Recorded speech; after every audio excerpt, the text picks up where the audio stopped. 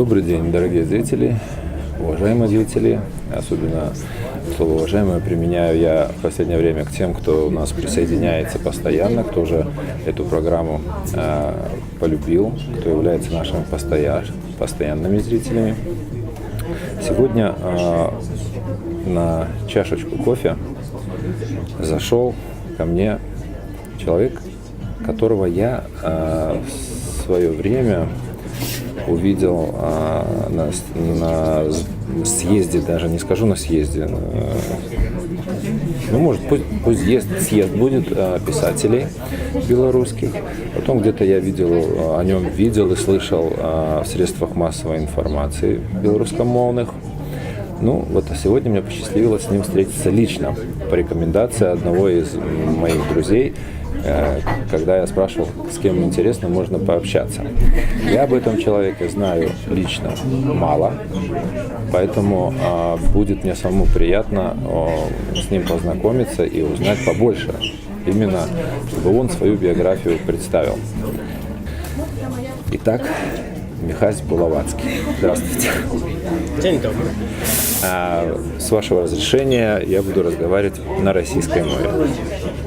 А вы як себе хочете? Я забараніць гэтага не могу, хотя мне приемнее было бы на белорусской. Ну, учитывая, что у нас русскоязычные, все-таки патриоты белорусские, но все-таки не так хорошо знают белорусский язык, и мы будем сейчас выравнивать шансы, но потихоньку мы будем переходить, конечно, на белорусский язык. Да, нельзя сразу.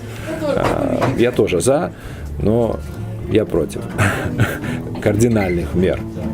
Вот. Михась, пожалуйста, коротко, как в биографии пишут, вот, свою историю. Родился, учился, служил и так далее. Ну, служить мне не довелось. Я инвалид. Когда родился, начнем? Народиться программой Советского Союза мне было не заплановано. Мой бацька быў рэпрэсаваны, і калі б ён не вярнуўся, хутчэй за ўсё ён мог не вярнуцца, то я б не нарадзіўся. Але нейкім цудам ён змог вярнуцца, каб пажыць яшчэ 2 гады дома, і дзякуючы гэтаму я нарадзіўся. Такім чынам нарадзіўся ўсё ж такі. Бацька хутка памёр, гадавала адна маці, не дагледзела, упаў, скалечыўся, вот з дзяцінства калека. Тогда, раз мы уже остановились на таком интересном факте, как ваш отец, за что он был осужден? А тады гэта вельмі проста было. Ён звычайны селянін.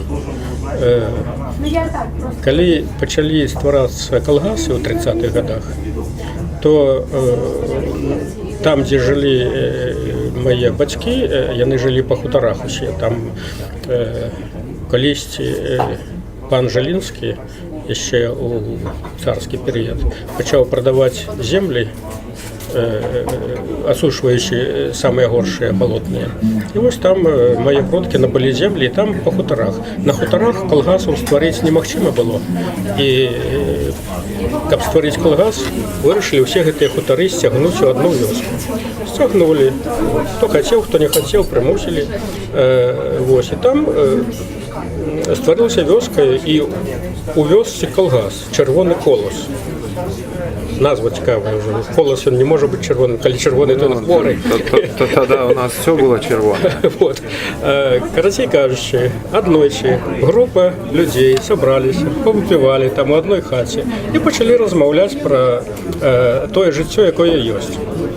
І адзін з іх прамовіў, што вот раней жылі на хутарах, год папрацуеш, на 2 гады капаем.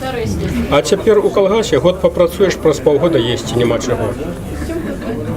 Одну эту фразу сказал. И за столом были такие сябры, которые донесли. Один сябра был, які донес.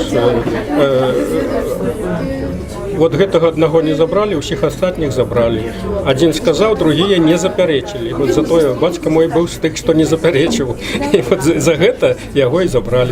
Интересно, судьба как сложилась того, который донес? Не знаете? Ой, про яго я хочу ще особливо написати нейке оповідання чи що-то.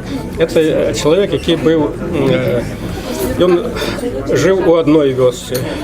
Некага там здаў, на яго пачалі коса глядзець, ён адтуль з'ехаў там у Осіповічы, там у Осіповічах кагосьці здаў, таксама і адтуль пераехаў да нас. Он, карацей кажучы, ён ездзіў, каб здаваць, быў такі... приспособленец, хорошо пристроился к новой власти, понял, как можно выжить и как можно... Першы камуніст у нашай вёсцы, камуністаў не было, ён першы, ён адзін, ён хацеў стаць старшынём калгаса. Людзі яго не любілі, іх на старшым не выбралі. А якраз сярод гэтых 5 быў адзін, які прэтэндаваў, ён прэтэндаваў, а людзі хацелі, каб ён стаў старшынём. І ён вырашыў такім чынам расчысціць сабе месца ў старшыні калгаса, чырвоны колас. На тот время, на тот момент это, наверное, был один из способов достойно существовать при той власти. Писать доносы на своих же соседей. В sensie, так. Вы народились в Могилевской губернии, я правильно понимаю? Тады гэта не губернія, тады гэта была воласць, і не Могилевская, а Бобруйская. Бобруйская. А разве были в Бобруйской, Могилевской вот эти части республики хутора? И, насколько мне известно, хутора в основном были в Западной Беларуси. Вот там было развито вот это... Не, они были по всей краине. Хутор это сразу кулак. Человек, который живет на хуторе, он живет обособленно, он умеет работать. Ему, по большому счету, что такое хутор? Земля, чтобы вокруг было побольше земли, и он сам ее обслуживал. В принципе, так. А сколько членов семьи было у вас? Потому что одному тяжело, всегда крестьянская семья – это много людей. Я повинен сказать, что у моего батьки с маці, это особная история. Маете на увазі моих дедов, які набыли землю для хуторов. Дед, до речі, цікава з'ява, у моїх обидвох дедов однолькове прозвище Булавацький, хоча не свояки. Тут это своя історія, своя легенда есть. Колькі? Вони у пана Жалінського набивали, як мені казали, рез з землі. А рез колькі? Приблизно 10 десятин. 10 десятин лесу, які треба було розчищати і все таке. Михайло, ви не сказали, у якому годі народились? 47-й. 47-й. Ага, послевоенное, но вот еще все-таки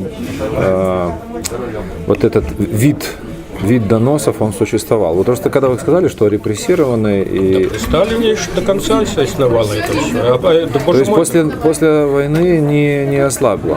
Ничего. Нет? Все это основало. Потому что, казалось бы, столько людей погибло, да? Столько было репрессированных, что надо было бы поднимать сельское хозяйство, надо каждого человека беречь, особенно мужчин. Треба было и в Сибири лесы высекать кому-то. Так само же. Почему? Уже пленных сколько немцев было? Они и строили, и отстраивали, и лес валили. Немцев ходко отпустили. Как? До 56-го года? До 56-го года еще немцы были. Это в основном в 49-м уже подпускали всех, в основном. Там до 56-го. Это не шмат, не так шмат. На їх політику ніяку економічну будувати, це не то. Частуйтеся кавою, бо у нас перепинок на каву. Ми протягнемо розмову трохи, бо шкода буде, що остине.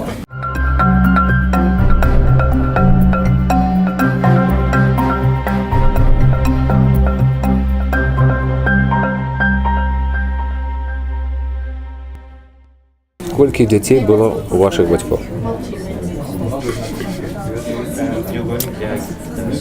Такое питання тяжке, така пауза. Справа в тим, що їх було, в принципі, усіх 5 народжено. Коли батьку не забрали, то натурально, що їх було більше. Перший був мій брат 32-го року.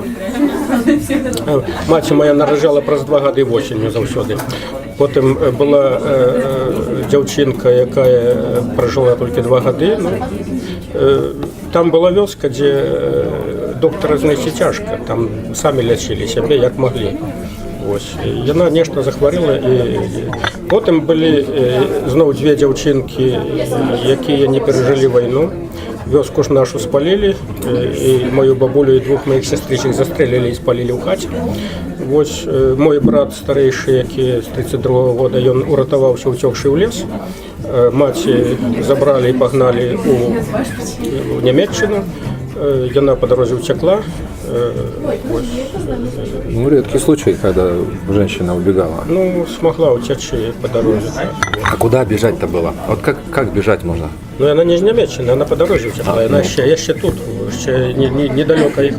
Ну и вернулась бы она назад и спросили, откуда, а почему ты вернулась? Уже ж знали, что ее отправили в Германию, нет? Ні, ще яке знаю. Ну, це ж їх забрали, скажімо, от 20 студеня 43-го года спалили вёску, і їх погнали. Вот Спалили немцы, Немцы с спалили. полицаями, то есть Нет, досконально неизвестно, кто расстрелял. Немцы спалили, немцы.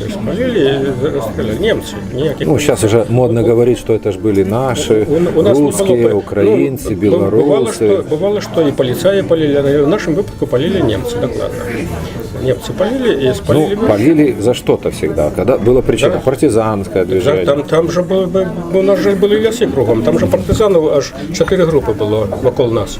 І покольки у холодні часи, вони ж у землянках мерзли, холодно, вони приходили у вёску. У вёску одну, вёску там у нас вёска Межное, вёска Восы наша называлась, в другие. И они у вёсках сидели. И с тых вёсок они ходили на разные операции и все такое. Допекали немцам. И немцы ведали, где они сидят. Ну вот пришли и спалили. Михась, в каком возрасте вы себе помните первое воспоминание? Ну, урывками так, может, годов уже с 3 помню себе так.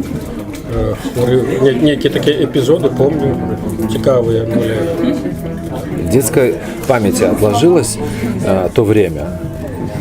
Голод, недоедание, вот это? Дякувати маті, я не відчував голоду. Я не, ну, може, хіба що трохи голодав, коли студентом був, там особливо. Ну, это уже далее. Це вже далі. Так, а так, у нас була коровка. Батько ж як вернувся, там своя історія, його ж випустили, дали його у 41-му годі, за 2 місяці до війни, йому дали 10 років. Ага. Але он там... Так может его и спасло это, что ему дали 10 годов, они отправили на войну? Ну, не ведаю, може і воював би. Коротше кажучи, він загнувся б там, він, по-перше, він курильщик був, він міняв свою пайку хліба на табак, і він би загнувся там. І він вже загинався. Там вже бачить, що він вже працювати не може. А там же так, коли чоловік подихає у лагері, його ж треба закопати хоча б. Конечно. А это так само проблема, это там, особливо коли зимой и все такое. Так, там придумали такую хитрую штуку. Коли бачать, що чоловік вже ось уже додохне, його відпускали, як доходягу. Видавали йому папірку, що вольний, і йди в тайгу, куди хочеш, або тебе звірі помруть, або ти сам там закопувати не треба буде. Ось його випустили у 43-му годі як доходягу. В 43-м? У 43-му випустили як доходягу. І він повинен був загинути у тайзі, але ніяким чудом він вибрався, потрапив у Казахстан. Це довга історія, я можу про неї розказувати. Вот. І у Казахстані він працював у ніяким там колгасі, і коли війна скончилася, його оттуль не відпускали, бо там же треба в робочі руки. Мать його 2 роки виписувала. Но он весточку домой прислал, что он в Казахстане, что он живой, освобожденный. Он 2 листи прислав, і ці 2 листи прийшли до маті вже після того, як визволили нашу територію від фашистів. Тільки тоді. Ну да, а сколько лет она не знала о нем ничего? А от як забрали, так і не ведали нічого. У красовику 41-го года забрали, і вона нічого про його не ведала. Забрали його брата забрали. З братом цікава друга історія. В каком году он умер? Сколько вам лет было?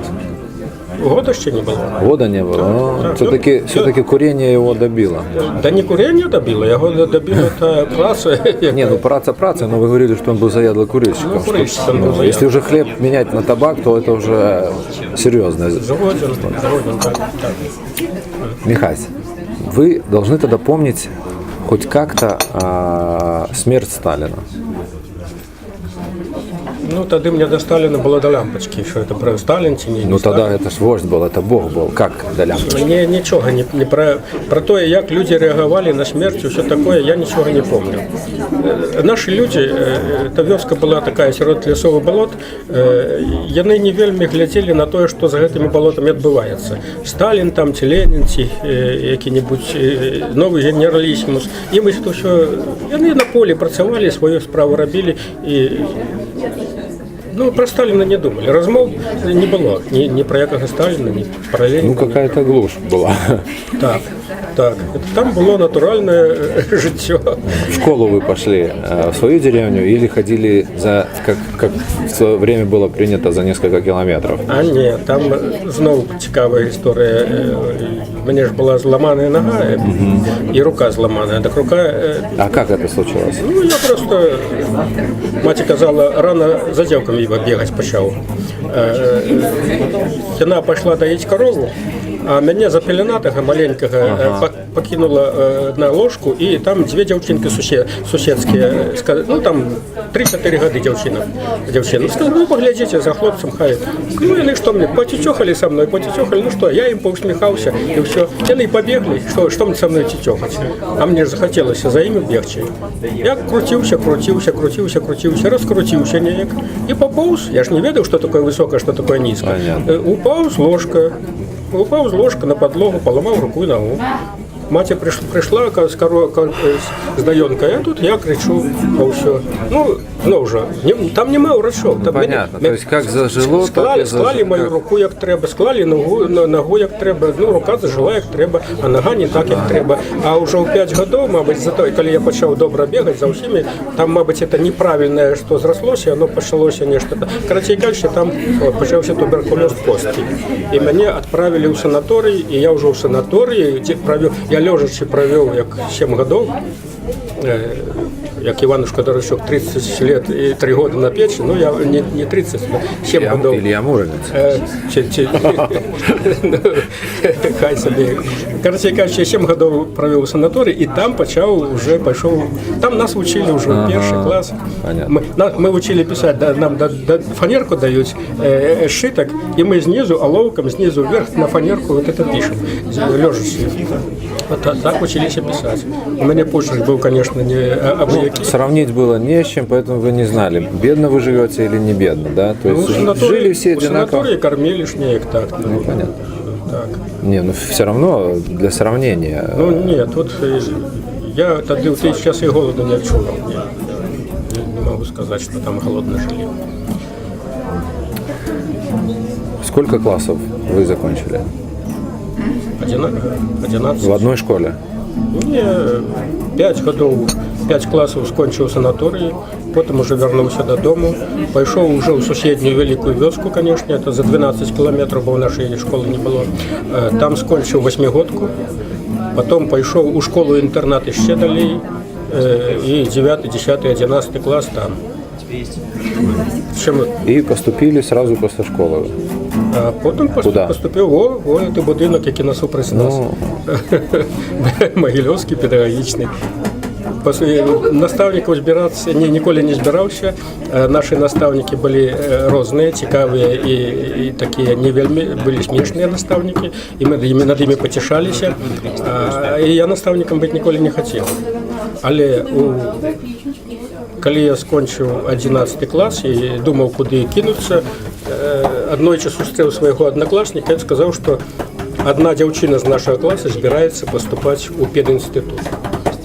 А эта девчина запала мне в душу, и мне захотелось быть побач с ею. И я подал документы в пединститут. Вот так. Ну, не жалеете, что в свое время поступили сюда?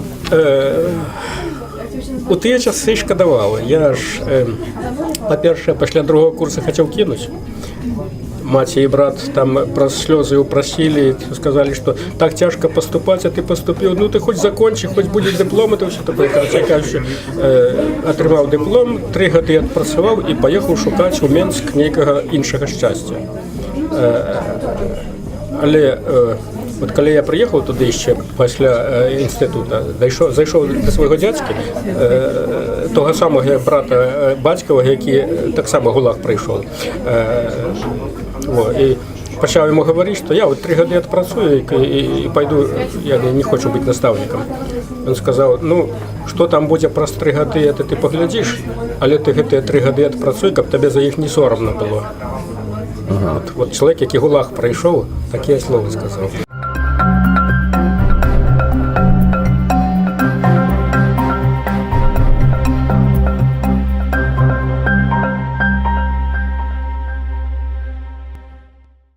Наставник математики. Да. Али, уважаемые зрители и друзья, я держу в руках книгу Владимир Высоцкий «Про життя, про волю, про себе».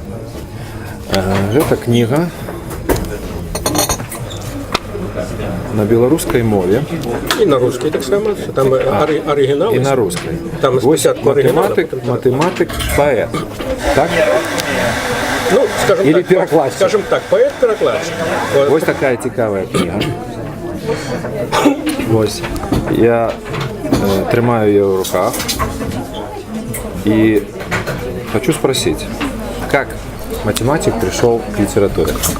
Це своя історія. Про все.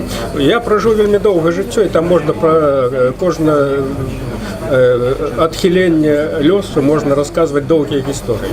Це так само. Справа в тому, що коли я знайшов наставників, які вміють працювати і навчився, я почав про їх писати у газетах. По гэтых публікаціях мене зауважили, запросили в гэты самый свой інститут родний. Что вас подтолкнуло писать? От я розказую про це. Сюди приїхав. Я почав викладати в цьому самому інституті.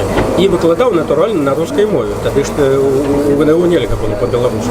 І я почав викладати на русській мові. А у кінці 80-х, уже в розгар перебудови, коли нам дозволили читати лекції по-білоруську, тим, хто захоче. В конце 80-х или в начале 90-х? Ні, в конце 88-й год. Ще Советский Союз був. Поэтому я уточняю. Нам дозволили читать лекции по-белорусски.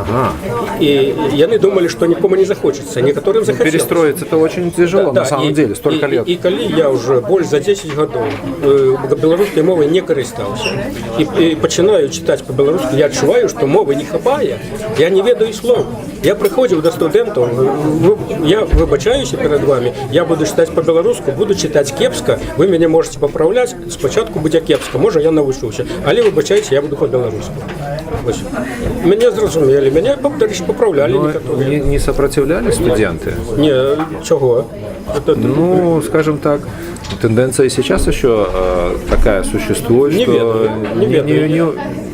все-таки белорусский язык с трудом, но возвращается. Може, Но сегодня уже какой год?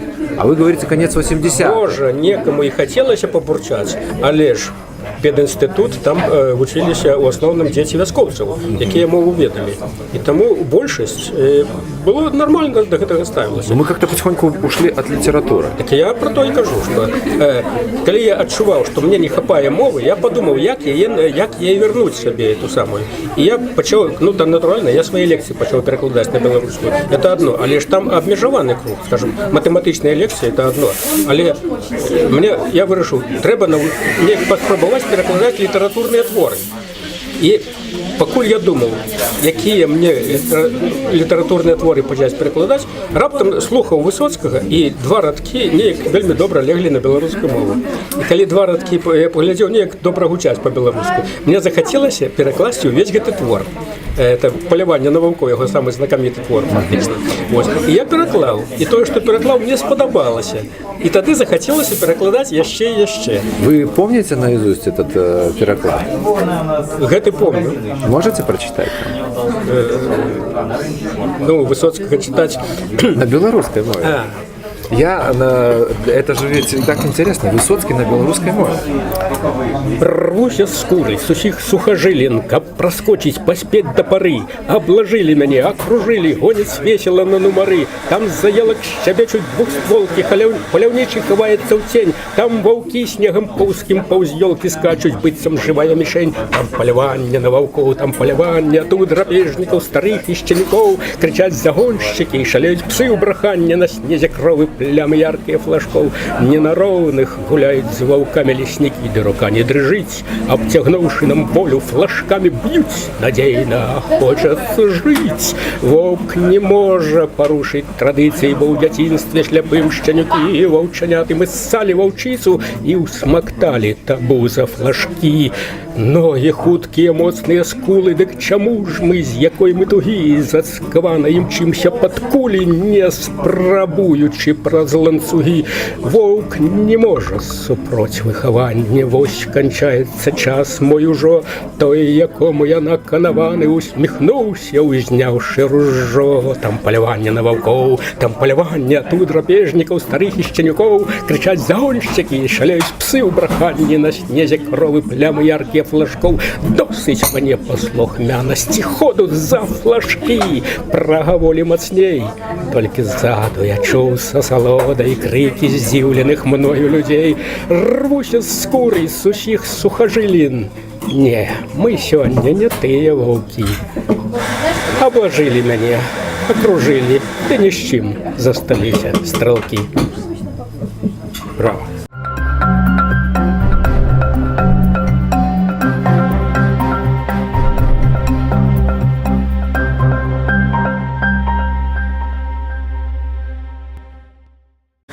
Кто для вас больше отрицательный персонаж, Ленин или Сталин? Мене на одним із уровней, абсолютно. Ленин, Сталин, Гитлер, Пол Пот, чи той самый Кастро, недавно померли. То есть Кастро не романтик-революционер, это романтик, кровавый романтик. Не, може він і був романтиком, але те, що він зробив, фактично це те саме, що може і Сталін був романтиком, і Ленін може був романтиком. Бог їх відає, що він у молодості ми всі романтики. Больше 50 лет правления. Это нормально? Ви ведаєте, цей чоловік неколи написав книгу, яка називається «Історія мене оправдає». У самої назви вже видать, що чоловік розумів, що він зробив злочинство. Розумів. І колькі чекати тої історії, яка оправдає чи не оправдає. От він чекав 50 років. И что, она его оправдала? Ну, он что думает, что она про 150 годов его оправдает? Да ни хрена не оправдает. Жажда власти, что это, Михась? Жажда власти... Благими намерениями вымощена дорога в ад. Вот Фидель Кастро сделал революцию, да, своими друзьями. Сместил одного диктатора и стал новым. Стал новым, конечно. Мы можем ассоциировать это с ситуацией, которая происходит в других странах, а именно, ну, я имею в виду в той, в которой мы живем. Есть такой фильм «Забить дракона», где там одного дракона забивают, а той, кто забил, становится новым драконом. Так это все, может быть, это некая закономерность, потому что ты становишься на чоле разваленной краины. И натурально, что у тебя лепш не будет, чем там. И коли... Почему не будет? А не будет, потому что разваленная краина. После революции собираешь команду. Ну, собираешь команду. А тем, кто будет вякать, супроть стоит. Да. Ну, есть же государства, в которых есть, которые вякают, которые выходят на улицу, которые... Не пошли революции. Не пошла революция. То, что писал Маркс и Энгельс про социализм, он уже з'явився у той самій Швеції, у тих самих інших країнах. Ён з'явився не праз революцію. А революція заўсёды хаос стварае. І з гэтага хаоса вельмі цяжка вылезці. Тое самае мы назіраем на Украіне таксама. Людзі на Майдане, яны хацелі нечага добрага. Яны развалілі тое, што было. І Я на їх Или их руками развалили? Яны развалілі, ну моїх руками, я на їх боку, на боку тих, хто гэта пачынаў. Але ж з гэтага трэба цяпер вылезці з хаоса. Можа вылезуць, я думаю, што вылезуць, але ну, долго Не так быстро, как хотелось бы. Долго Да? и криваво это будет Да, робиться. ну, видите, мы обсуждаем Украину, украинцев, вылезут, и у них хоть какие-то действия в этом направлении. Вот, развалили. Ну, мы давайте поговорим даже о том, что дома в квартире делаем косметический ремонт, и то развал стоит, правильно? Убытки, надо приобретать стройматериалы, живешь в некомфортных ситуациях и так далее. А что говорить уже про страну? Беларусь, ваш прогноз ждет улучшения в этом плане?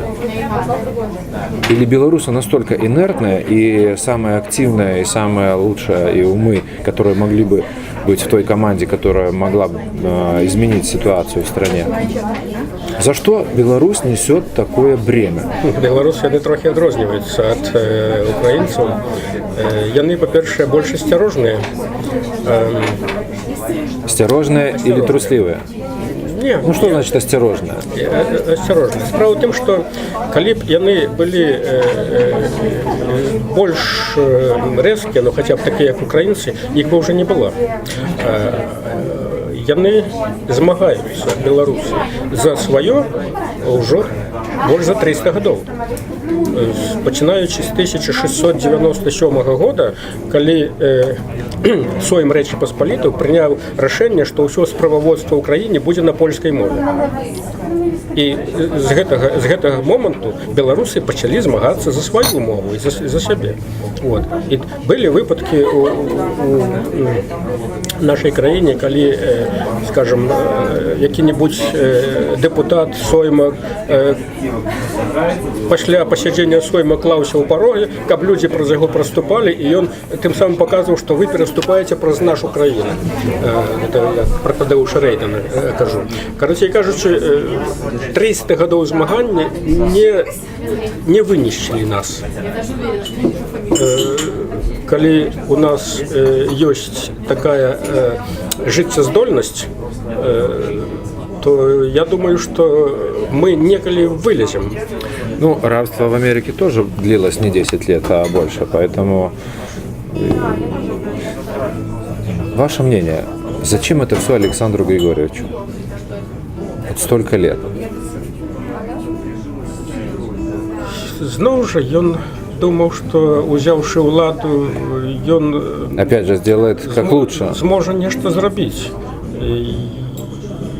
Я думаю, што у яго былі свае нейкія меркаванні, хаця ён уже як бы паспрабаваў калгасам кіраваць і не вельмі ўдала, ці саўгасам не вельмі ўдала. Але... Ну, это разные вещи, понимаете. Здесь у него уже все рычаги, а у колгасе надо ходить, проситься, надо там все равно там.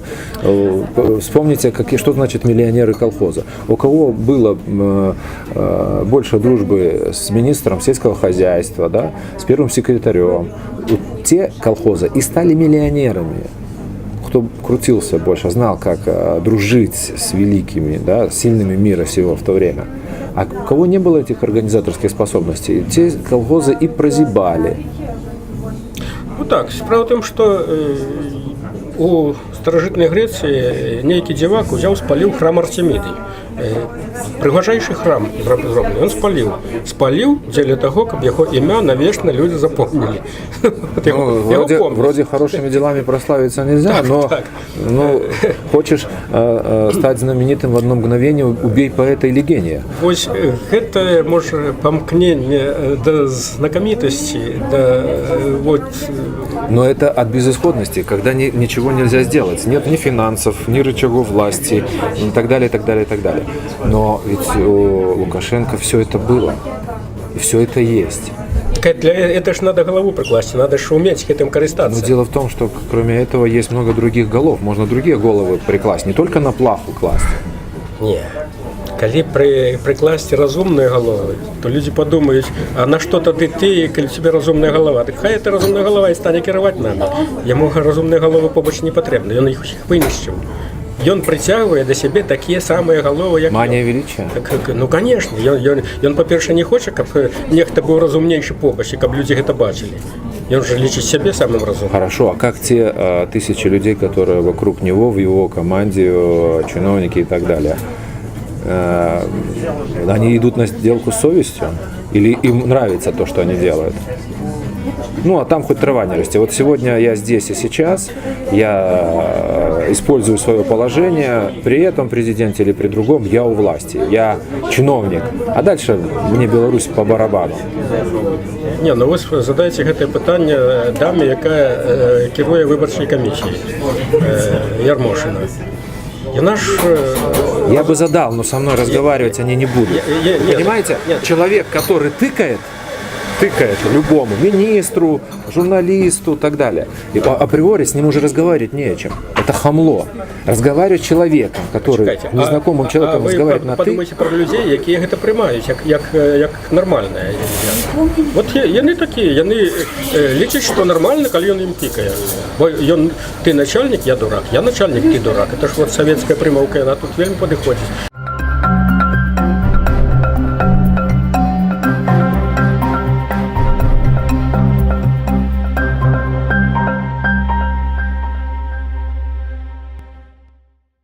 Михась, русский, украинский, белорусский, говорят, народ. Это единый народ. Три брата, который есть старший брат, которого надо слушать, за которым надо идти, чуть ли не поклоняться.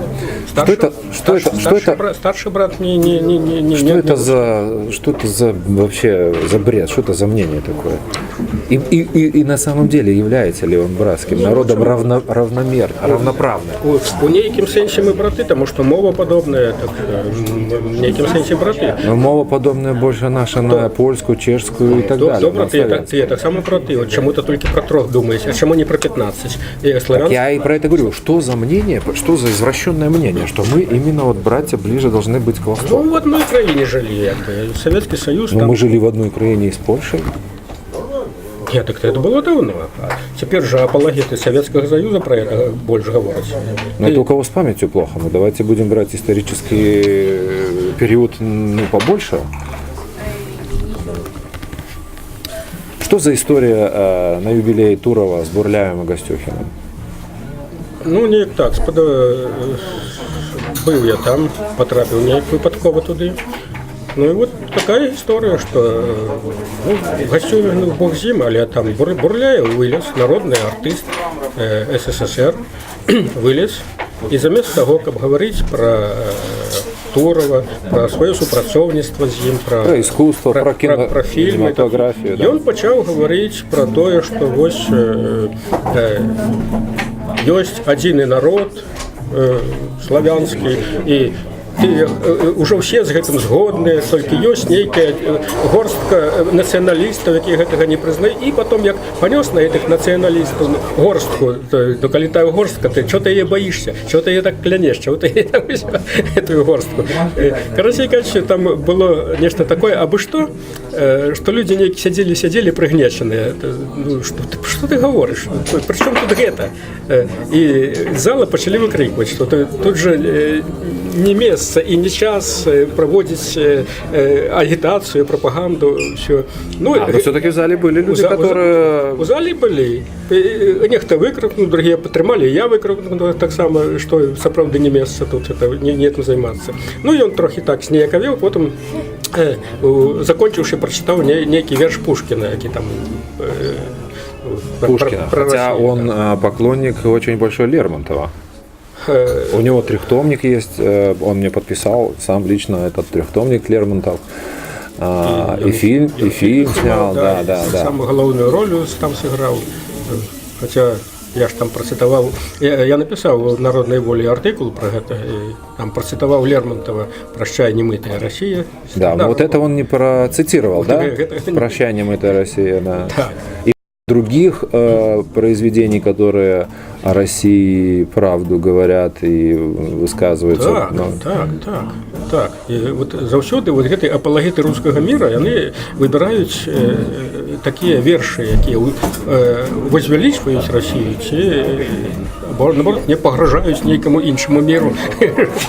Ваш взгляд, дальнейшее развитие Беларуси, ну пусть даже не при этом президенте, а вообще, с Европой или с Россией? Скажем так, по-другому. По направлению ценностей, развития экономические, политические ближе Беларуси европейские или российские?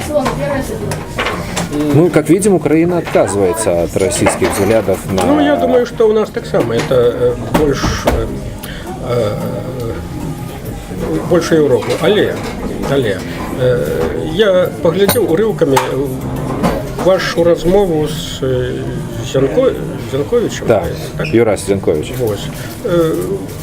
Мне падабаецца эта идея, она не его идея, а вот что у нас повинен быть свой союз, вот это Балто-Черноморский, где прибалтийские краины, наша краина и Украина разом утвараюць нейкую супольнасць такую, магчыма і Польша туды. Вот гэта будзе нейкі своеасаблівы свет, які будзе не такі, як Германія, Франція, але і не такі, як Росія з своєю азіятчиною. Я підтримую в цьому сенсі. Зрозуміло.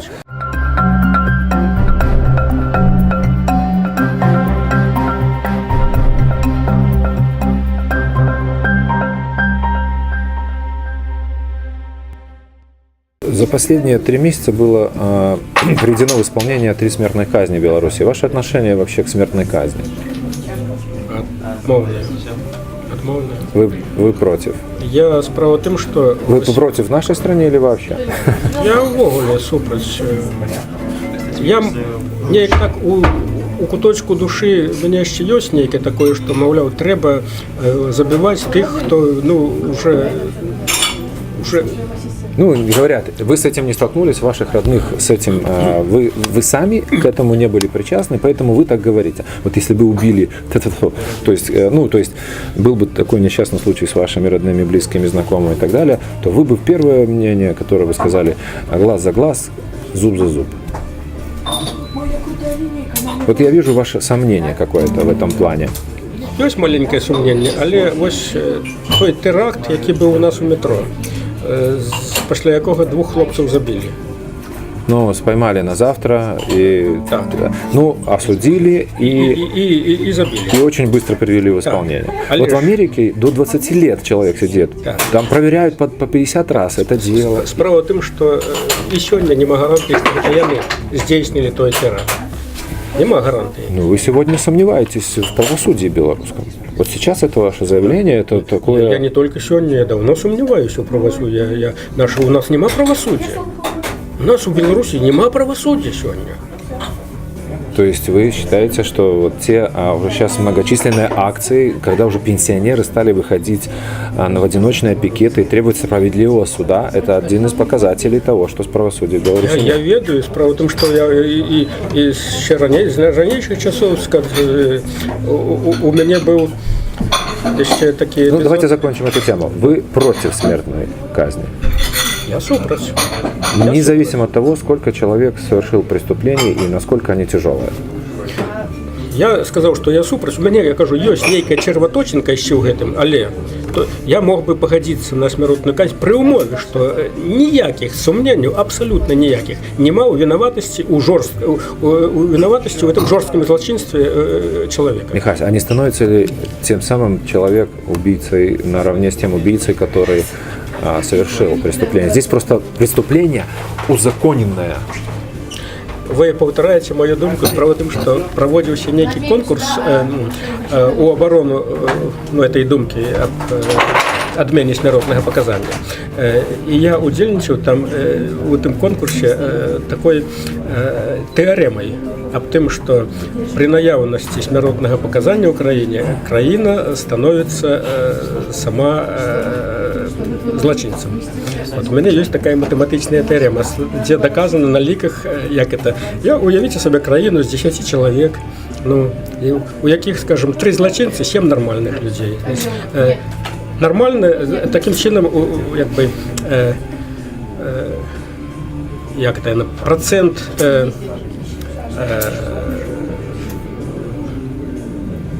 ну, не разумнасці гэтай краіны, а процент, як это называется, я назвал слово, 70% нормальных людей, так?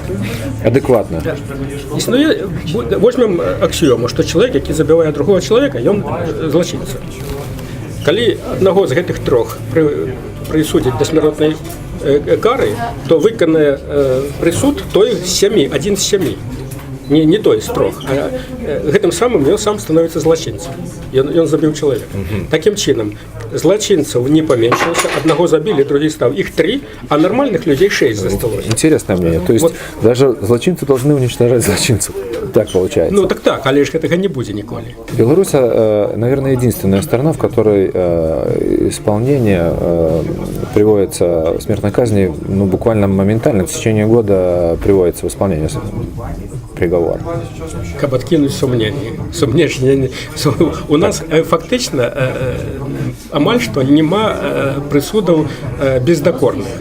У нас амаль у кожным прысудзе існуюць сумненні, як я уже Ну, не зря же пословица есть: ожидание смерти хуже самой смерти. Почему бы не дать этим людям заниматься самоедством, или то есть это уже настолько извращенный там мозг у этих преступников, что для них совести нет, они не страдают угрызением совести, они будут жить и только жить за счет налогоплательщиков, и надо их сразу приводить в исполнение. Вот я немножко выше сказал, что в Америке до 20 лет иногда приговоренных к смертной казни находится в тюрьме, и его проверяют, его дело независимые там адвокаты и новые комиссии проверяют, мало ли где. И кстати, есть такие прецеденты, где оправдывали.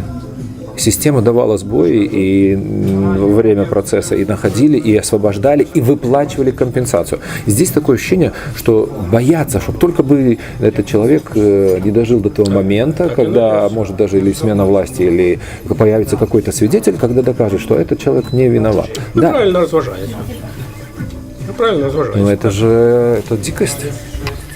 У нас пока во всей краине дикость, ну что зробишь? Дикий человек керуя, дикая краина под им. Михаил, почему вы не боитесь разговаривать на эти темы? Очень многие, вот я как журналист иногда встречаю на улице, делаю опрос, и люди просто не хотят на эту тему говорить. Боятся. А мне чего бояться? Я свое життя уже прожил.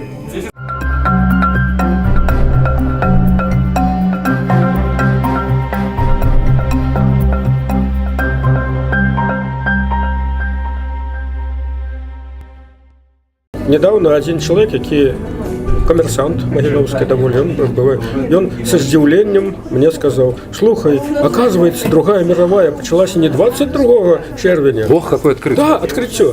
Это было 1 вересня.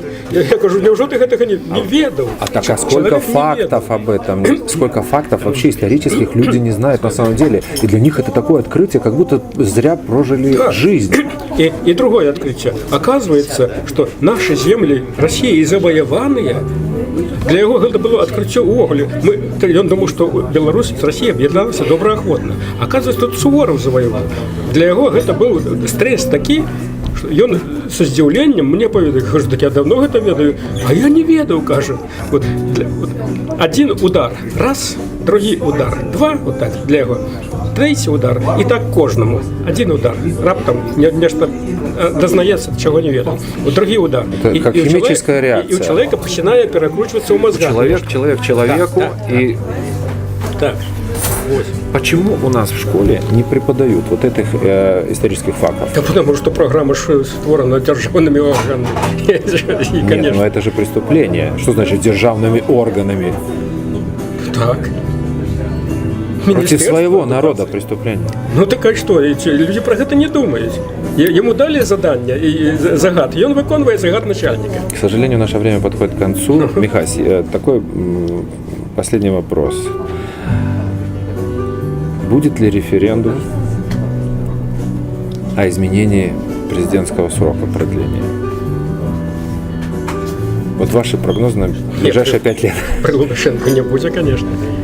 Вот сейчас идут разговоры о том, что может быть очередной референдум о увеличении срока.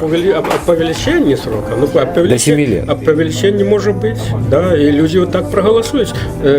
Тот же сталинский принцип, не важно, кто я голосує, важно, хто як голоси лічить. І люди, умовно кажучи, проголосують за це. А от прийме народ це, прийме нормально, значить будемо ще чекати. Не прийме, значить може бути вибух. Тут, ну, треба чекати, ну что ж. Ну, кто не ждет, тот уезжает.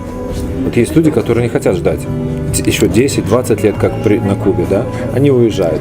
А что вы к таким людям, какое отношение у вас? Не, нормальне отношення. Справа в тому, що Вы не осуждаете их? я викладав математику у Колосовському ліцеї. Чули про таке? То, який у Мінську закрив Лукашенко. І він тепер все одно діючий, уже більше за 10 років він діючий. Я викладав математику, і там це ліцей гуманітарний. Математика там малої кількості людей потрібна. Вони орієнтують, але там дітки розумні, цікаві, це діти цікавих розумних людей. Більшість з них заканчивают университеты в Польше, в Литве, у Німеччині, где-нибудь, и значная частка там и застається. На жаль.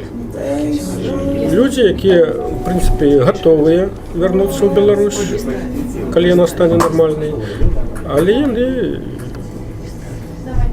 якби, вони хочуть нормально жити. Да их нормально ставлю. Ну, тогда поэтому у меня еще один вопрос возник. Я думаю, что зрителям будет интересно, как вы на него ответите. Учитывая, что ваш отец был осужден за антисоветские взгляды, да? Ну, если сравнивать с то время, то мы живем, конечно, лучше. Потому что то, что сейчас вы можете себе позволить сказать, оно ненаказуемо. Но можете вы себя представить в этой ситуации? В меньшей степени. В меньшей степени. Можете себя представить репрессированным за свободу слова?